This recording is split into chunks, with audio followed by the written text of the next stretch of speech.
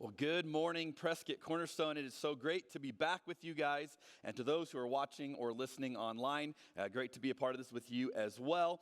Today, we're going to continue the series we began last week, this idea of didn't see it coming. If you've got your Bibles, I want to encourage you to get those out. We're in the Old Testament. If you were here last week, hopefully it's not a surprise where we're going. We're back in the book of Ruth, chapter 2. So if you want to get your spot there, you'll be ready in just a moment. And we're talking about something that I think each and every one of us, no matter your age, no matter your background, no matter where your life has gone, we can relate with. Of those moments where you think something's going to go one way and it goes another way. And you go, wow, I just wasn't prepared for that. I didn't see that coming, right? This idea of how do we react to those moments. Now, I want you just to take a self-assessment. How do you do in these moments? Now, some of us, we're good at it, right? Like you can be flexible, you can adjust, you think quickly, you can react. It's not a problem. Others of us, and you know who you are, you're like, I don't do well at this. If I'm not ready for it, I have a really hard time, and kind of anywhere in between that. I was reminded of my own reaction to this about a year ago. We were given tickets to this incredible comedy show.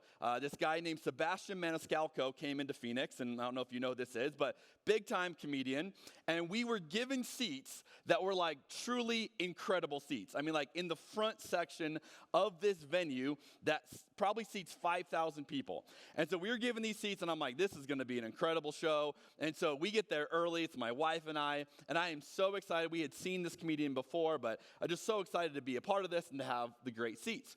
Well, we're up front, and we're a part of it, and before the show, they try to get everybody engaged in what's going on. Now, if you ever been to a sporting event and they do the kiss cam, that's just like to try to like play on the awkwardness of the audience and get everybody kind of warmed up. Well, Sebastian did something similar, but he called it the Sebastian cam. And so what they would do is they would get the camera and they would zoom in on someone. And rather than trying to get two people to kiss, what they would do is try to get you to impersonate Sebastian and impersonate the faces that he makes. Now, in case you're like, I don't know who we're talking about. What are we even talking about? This is what Sebastian looks like. And this is the face he does. Like, this is just like his trademark look. Have you ever seen anything that he's done? He's making this face in most of his jokes. So the Sebastian cam was literally, the camera would like zoom in on you, and then it was your turn. You have to make a face as good as you can, like Sebastian, and then the 5,000 people in the room would applaud, right? And if you did a really good job, you get some laughs, you get a little cheer, it was really good, and it would pan around to other people. Now here's what you got to understand about me. I'm an introvert. I don't, typically like social situations in which something's going to get sprung on me. And so I'm sitting there and I'm like, wow, I am so glad that I'm not going to be on this because there's 5,000 people here. And then I have this really uncomfortable realization. I figure out where we're sitting. And again, we were in like the front section of this venue. And then I do this quick check of like, where are the cameras coming from that they're using for this Sebastian cam? And I realized they're all on the front of the stage, like right in front of me. And I'm like, oh no, this could be really bad. Like we are in the prime seats to like get a direct front angle of our faces. And if I was in my normal seats in the back, I'd be totally fine. But in these seats, we're in trouble. So I have to come up with a game plan because I do not want to get on this screen and have to do a Sebastian face in front of 5,000 strangers, right? I'm not comfortable with that. So I come up with a quick strategy. Strategy number one, I realize there's a guy next to me, very outgoing. He's there for a good time. Before the show even starts, I think he was 3 or 4 drinks in. So I realize this guy wants to be on this screen. He's the perfect guy. I just got to give them enough time to find him. Because if it's me or this guy, for sure you're going to go with this guy. He's going to do a way better job. They'll pick him. I just got to make sure they see him. So I'm like, all right, how do I last long enough to make sure they do that? So my second strategy is I'm just going to stare at my wife. Because if I'm looking at my wife who's sitting next to me, then if the camera came to me, it's only going to get the side of my face. And who's going to put someone on screen that's not even looking, right? That doesn't make any sense. So I figure out, all right, this is going to be great. I've got my strategy. I'm going to look at Michelle. I'm going to give him long enough to find this dude. all will be great. And so, at some point, Michelle looks at me and she's like, what are you doing? Why are you staring at me? And I'm like, oh, I don't want to be on the screen. So here's I explain it to her. I'm like, just act normal, right? So I'm staring at her and she's looking at the screen, and I mean, this was probably only, 2 to 3 minutes that this thing went on. It felt like this was going on for eternity, right? And so I'm just staring at her. I'm like, come on, this plan's got to work. And then my wife says, one of the worst things she has ever said to me in our entire marriage. She says, Jeremy, you're on camera. Sure enough, I turned and I'm on the screen. And what do you do now, right? You're on screen. They found me. They know what they've done. They found the one guy who's trying to avoid the camera, and they put me on camera. And so what do you do when suddenly you are thrust in front of 5,000 strangers on a Sebastian cam? You do the Sebastian face, right? So I do my best job, I'm trying, and I get, mild applause, right? It's not great, but great. And then I'm like, okay, I did it, move on. Except they didn't. It was like they realized we found something here. Like, this guy's very uncomfortable on camera, so they just stayed on me. Now what do? I've already done the face. I'm not doing it again. Like, what, I have to entertain you now? Like, get off of me. Go to someone else. But the camera's still on me.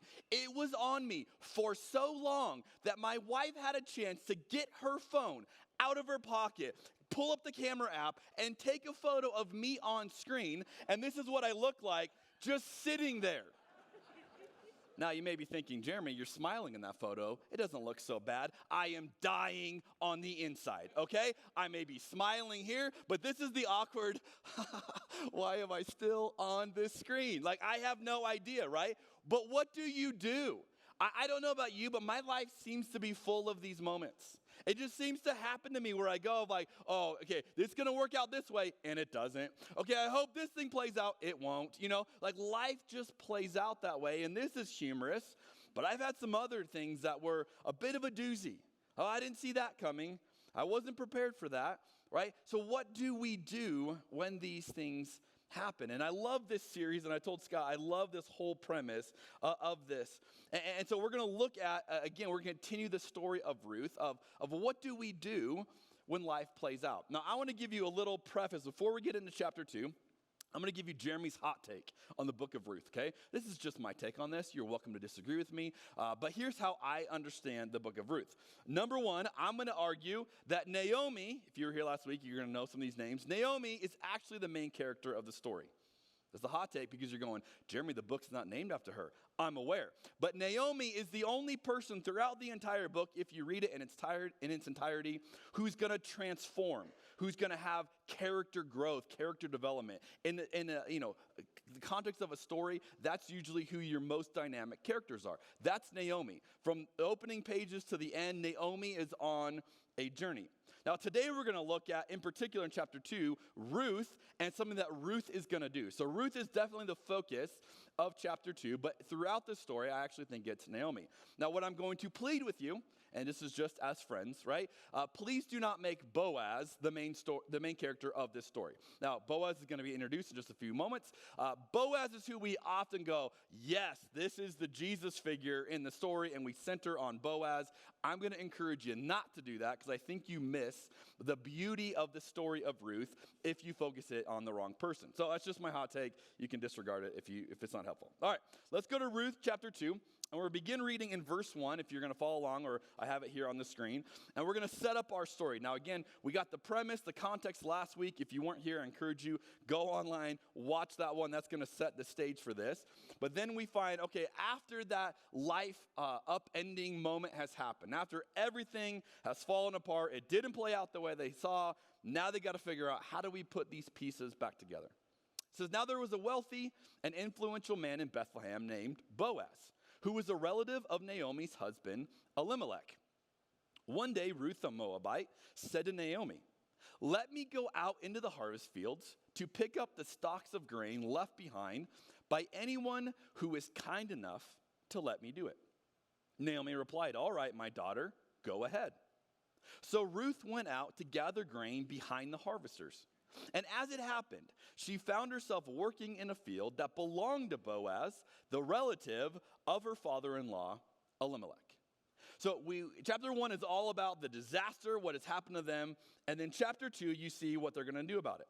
Now, I want you to notice that Ruth isn't waiting around just hoping things get better, right? She doesn't turn to Netflix and ice cream and Uber Eats and go, this is going to make me feel better. She decides, I've got to do something. And so she comes up with this very basic idea. And if you didn't know where the story was going, you would think that there's nothing in these verses that is going to change the story of these women. Because this is not a huge thing to do. It's not a profound thing to do. It's just a very basic, hey, I could go out tomorrow and I could go in the fields. Like, that's just something that I could do. She decides, I'm going to do the next thing that comes to my mind. I'm going to focus on that. So disaster has overtaken us. What's one thing I could do today? That's what I'm going to focus on. Now, this idea is actually a very popular idea, and we actually talk about it in a lot of different contexts. It reminds me of a letter written by Carl Jung, and he was kind of helping someone deal with their own crisis, and he said it like this. He was a Swiss psychiatrist. He says, when one is in a mess like you are, I love when you write someone a letter like, you're in a mess, right? You know you're in a mess. Okay. When one is in a mess like you are, one must do the next thing with diligence and devotion. Everyone has to do it the hard way, and always with the next, the littlest, and the hardest things, right? So that's like his advice to someone who's, I'm going through it right now. How do I get out of it? Well, you got to find the next thing that you can do. You got to focus on that. Now, this may sound vaguely familiar. Now, maybe you're going, I'm not real familiar with Carl Jung, but this idea kind of sounds like something. That's because it was made popular by a movie that you've no doubt seen, especially if you have kids. Anyone a fan of Frozen 2? Right? Frozen 2, Anna tells us, just do the next right thing. She was channeling her inner Carl Jung, right? Of this is how you deal with a problem. When you're overwhelmed, just do the next thing and sing about it, right? And if you put it to song, everything feels better. But here's what I find fascinating. That Ruth is going to go and do the next right thing she can think of. All right, I'll go out and I'll go and with the harvesters. But I want you to notice how she does it. Because what the text points out here, I think is worth us reflecting on. If you go and you go, well, how does she do it? Notice what she looks for. She looks for kindness. And in fact, the verse we just read, verse 2 says this. Let me go out into the harvest fields to pick up the stalks of grain left behind by anyone who is kind enough to let me do it. I'm going to go out and I'm just going to look. And I'm going to see if anyone would be kind to me. This is an interesting way to do the next thing. Hey, life has been hard for us. We're down and out. We're overwhelmed. I'm just going to go see if anyone would be kind to me. Now, this is a direct connection to a passage you looked at last week. And if you were here last week in chapter 1, verse 8, it says this. But on the way, Naomi said to her two daughters-in-law, go back to your mother's home. Notice this line. This is Naomi saying it to Ruth. And may the Lord reward you for your kindness to your husbands and to me. So Naomi says to Ruth, may the Lord reward you for the kindness you have shown me. You fast forward one chapter, and that's exactly what is happening. Ruth is looking for kindness. She's looking to see, God, will you respond in kind? Will you show me kindness as I have shown to Naomi? And I love this, and I was thinking about this. I thought of this statement. We shouldn't expect kindness, but we can look for it. Like, we don't need to expect it, and in fact, you might say, well, it's a little naive to expect the world to be kind to you. Sure, I've lived long enough to see that's true. But should we stop looking for it? Like, you ever notice how you get to a point where you can become so jaded, so hurt, so bitter, life can be hard, and you go, I'm not even going to expect kindness from anyone. I'm not even going to look for kindness from anyone. And you can actually become a different type of person that doesn't experience kindness because you don't even look for it. You don't even see it. You don't even think there's space for it. But I think we should be the ones that always, our hearts are soft enough, no matter what pain you've experienced, no matter what hurt, no matter how things have played out differently than you envisioned, we should be the ones that are looking for kindness. We should be the ones that are centering on this.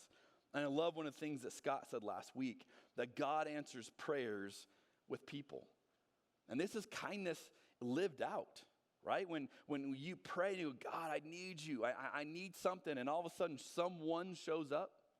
Someone extends that kindness to you. You go, wow, this is incredible.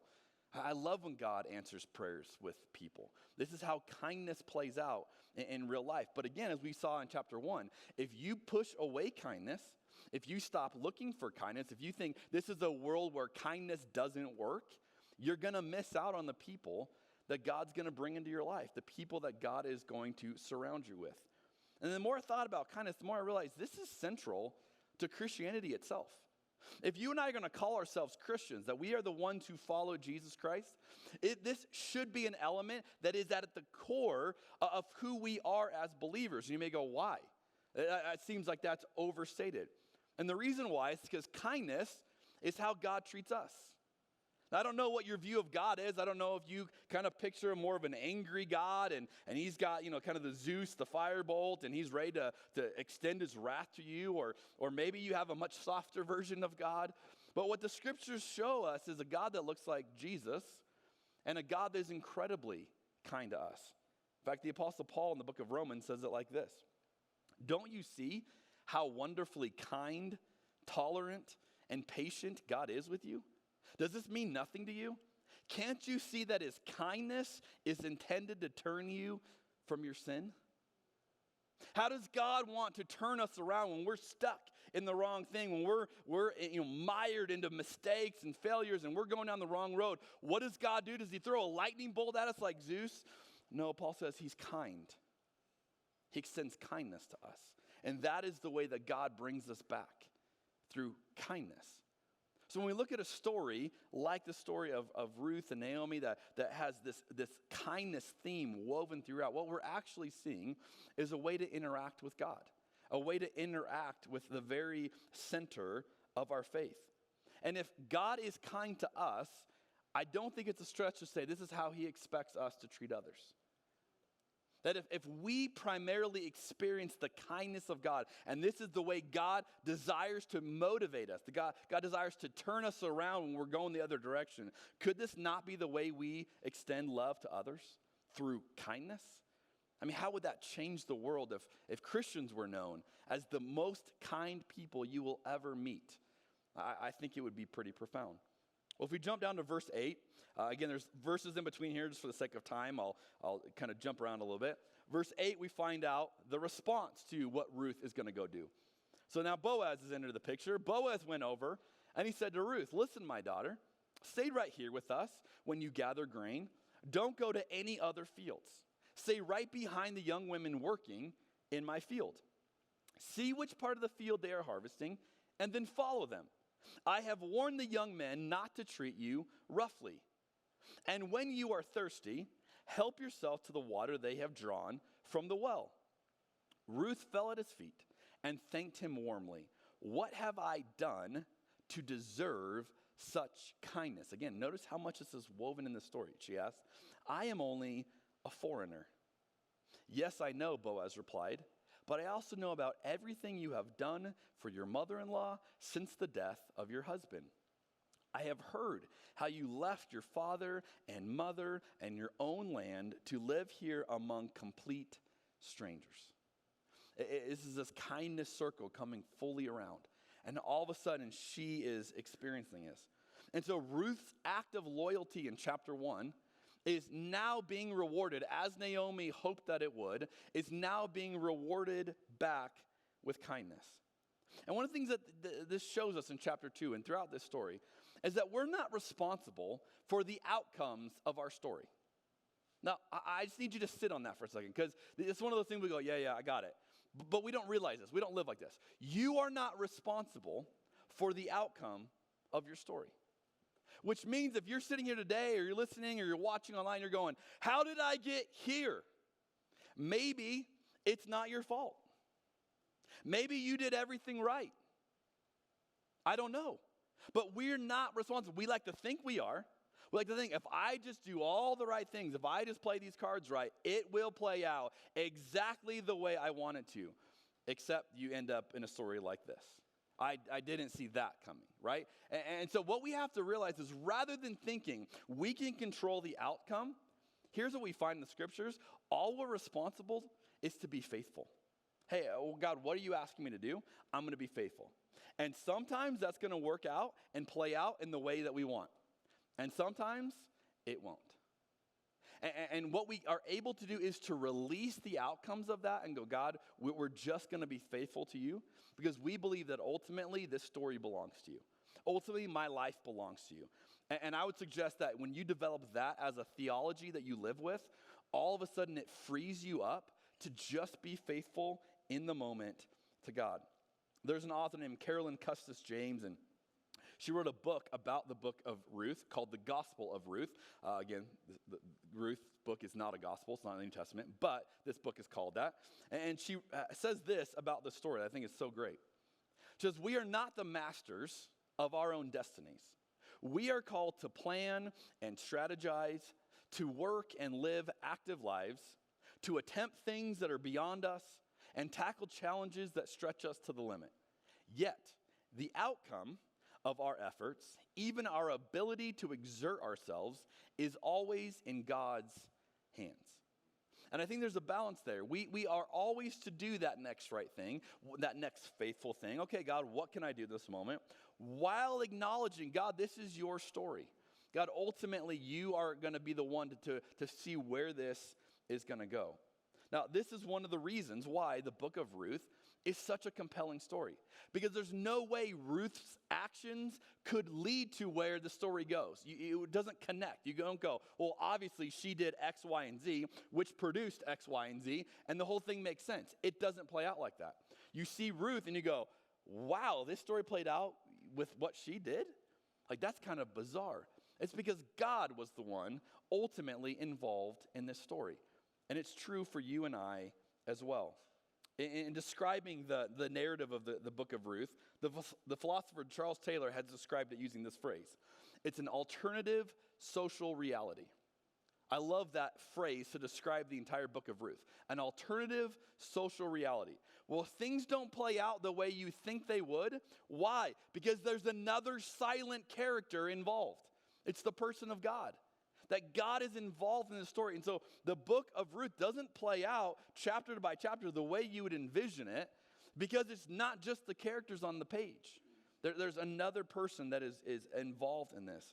And this is what happens when you and I trust God with the outcomes of our life. Even when things are hard. Even when things are tough and you go, I didn't see that one coming. You go, no, I can still trust the outcome to God, and I can figure out how do I react faithfully in this moment. And so a question I want to have for you, and I think each of us should wrestle with this, is what would it look like for you to be faithful to God in this moment? Now you got to think about, what are you going through in this moment? Some of you are going through some marriage challenges. And maybe your temptation is to look at your spouse and to say, you're the problem, you're the issue, you fix this, and then we'll be fine. Well, what would it look like for you to be faithful to God in this moment, even if your marriage is something you didn't see coming? Some of you have a relationship with a child that is a tension point for you, and you're going, man, I'm just so frustrated. What would it look like for you to be faithful to God in this moment? Some of you with your career, you're dealing with some big things that have not played out the way you thought, and you're wondering, what do I do next? And what if you just simplify it, and God, how do I be faithful to you in this moment? See, we can make it so much more complicated. I gotta figure this whole story out. What if we just said, God, what do you want me to do right now? Like this week. Like, God, what could I do this week to be faithful to you with the situation that I'm in right now? And I'd suggest some of you, you know what it is. You're just not doing it. I mean, if I can say that, right? Like some of you, you're like, yeah, I know what it would look like to be faithful to God. You just haven't done it. And maybe for you, you're like, I don't know why. I'd have to, swallow my pride to do that thing. I'd have to admit I was wrong to do that thing. I would have to extend kindness to someone in a way that I don't want to, that they don't deserve, right? I don't know what that point is for you to go. I have to get over that hurdle in order to extend that. But what would it look like for you to be faithful to God in this moment? And will you actually do it?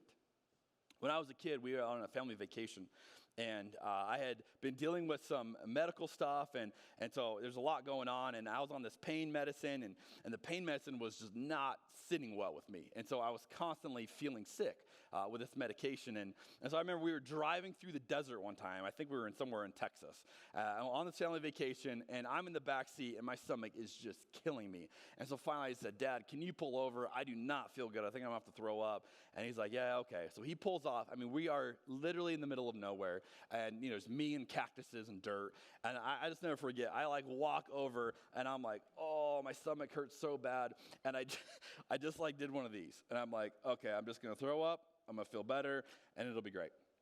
And the heat's baking down on me, and it's not fun, but I couldn't throw up. You ever have this moment where you want to, but you can't? Sorry, it's gross. So I'm there. I'm having this whole thing, and I'm a kid, and I'm like, I just don't feel good, but nothing's happening. And so I'm just out there, and a few minutes go by, and I'm just down there. I feel like I need to throw up, but nothing's happening, and I'm just miserable. I'm hot. I don't feel good, all of that, right? Well, I'm out there for a while. My family's in the car with the air conditioning. They're fine. Meanwhile, I'm over there, and I'll never forget, I'm down here like this. I hear a car door open. I look over, and I see my dad walking over to me. I'm like, all right, he's going to make it. He's going to make it better. Dads have certain powers. They can just come in and he can make it feel better. And so I'm like sitting there. I'm ready, for this profound wisdom. How's my dad going to help me navigate this moment? And I'll never forget what he said to me next. I'm a grown man now, and I can still tell you this verbatim. He walks over to me. He leans down next to me, and he says, son, I need you to throw up or get back in the car. Gets up, walks back to the car. And I'll never forget that moment. It's not what I wanted to hear, for sure. I didn't like any warm fuzzies in that moment. It wasn't it.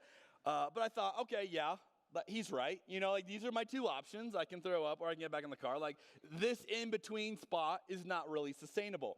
And so I remember I'm like, okay, I'm not going to throw up. And I get back in the car, and I just decided, it's weird, but I'm like, I'm not going to throw up. For whatever reason. And I didn't throw up that day. And it was a bizarre thing. But I'll never forget that moment of sometimes I think we're just stuck on the side of the road feeling bad for ourselves. And I don't know if you can relate. I get to that place rather easily in my life where I'm just like, I don't feel good. Something needs to happen. I don't know. It's hot. I'm tired. And I can just stay there until someone just says, hey, here's your options. You can do this or you can do this, but why don't you choose one? So for you today, I don't know where you're stuck. I don't know what tension you're dealing with. I don't know you're like, yeah, but what if you just decided to be faithful to God? All right, God, I'm going to do it. I'm going to take a step. I'm going to take a risk. I'm going to trust you more. I'm going to extend kindness to that person. I'm going to, whatever that is for you. What if you just said, yeah, I'll actually do it? What would happen in your life? How would your story be different? Because in the book of Ruth, we get to verse 12, and this is so great. So Boaz gives her kindness, and then he says this, and we'll kind of focus it on this. He says, may the Lord, the God of Israel, under whose wings you have come to take refuge, reward you fully for what you have done. I love this perspective. After all these things, Boaz says to Ruth, may the Lord, under whose wings you have come to take refuge, reward you fully for what you have done. What did she do? Did she do this huge act of bravery? No, she just went out to the fields the next day because it was something that she could do. And Boaz points out that Ruth is actually seeking refuge, not in him, not in that community, but with God. And Boaz is aware. This is not like a Boaz thing. This is like you trying to find refuge in God, and I just happen to be the person God's going to use to be a part of this story. Now, if you fast forward to the New Testament, Jesus says something that beautifully parallels this. And I love the imagery of how Jesus says it. Luke chapter 13, verse 34. O Jerusalem, Jerusalem, the city that kills the prophets and stones God's messengers. How often I have wanted to gather your children together as a hen protects her chicks beneath her wings, but you wouldn't let me. Now, this is bizarre for a number of reasons. Number one, this is Jesus using motherly image. There's a number of scriptures in the Bible where God refers to God as a female and female imagery. So if you're catching, this is all female imagery, which is a little concerning for most people. I'm fine with it. But this is Jesus saying, as a chick, I want to like bring you under, my wing here. Like, come on in. I want to shelter you. I want to protect you. I want you to find refuge in me, but you wouldn't do it. But you kept yourself out. I wanted to bring you in, but you said no. And so Boaz is like understanding this concept way before it's time of like, hey, actually, Ruth, I think you're looking for shelter, this refuge in God. And I can be the person that can connect this for you. And I would say that while people are usually involved in the kindness, ultimately we're always looking for it from God. God is the source of our refuge. It's always going to be found, and God will use people to do it. To again quote Carolyn Custis James, she says, first and foremost, God is the true hero of the story. No matter how captivating the other characters may be, our top priority is to discover what the Bible reveals about God. So as we get in the book of Ruth, the point is to go, God, what does this teach us about you? And Boaz gave us a huge look behind the curtain, that when life has played out like we didn't expect, and when things are hard, and when all that is working out, what we ultimately seek is refuge in God. And God will find people to carry it out. So let me give you a few next steps. You're going, okay, how do I really internalize this week? Number one, read Ruth chapter 2. Okay, Scott said to read chapter 1 last week. It felt like, hey, let's keep it going. Read chapter 2. Dive into this and go, okay, I see where this whole narrative is going.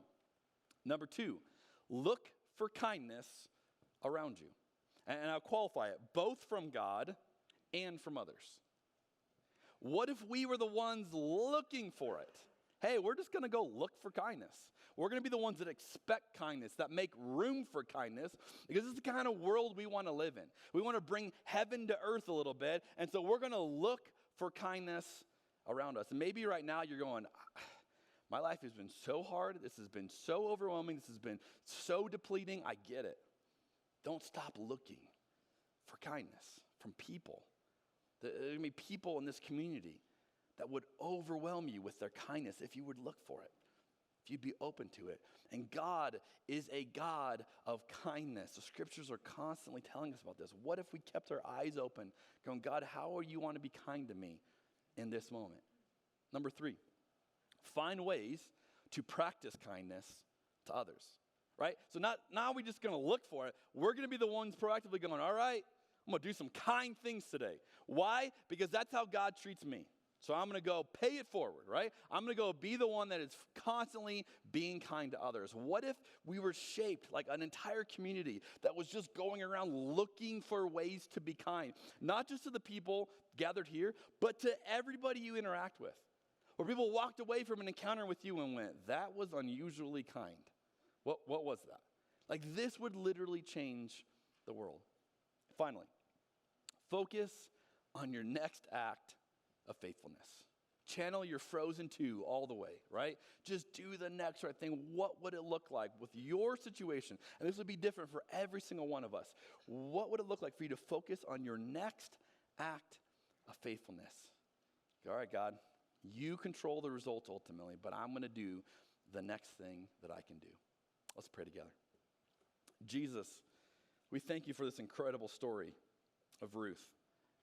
We thank you for a story of hope in the midst of loss and pain and things not playing out the way we envisioned. And God, we can relate with this story because it's our story as well. That we have those moments where we didn't see it coming. We didn't know how to respond. We didn't know what to do next. And yet may we be the people who choose to focus on kindness. Who choose to look for it because our hearts are still soft, and choose to be the ones to extend it for others. And God, I don't know the pain and the journey and the story of everyone here today and everyone who's watching and listening, but I know that you are a God of kindness, and you invite us to trust you in a bigger story, that if we would just be faithful to the next thing in front of us, that you've got the rest. So God, may we have the courage just to simplify whatever choices are before us, and have the courage to do the next thing that you're asking us to do. And may you literally change us from the inside out as we become a community and a culture of kindness. We pray in Jesus' name. And all God's people said, amen.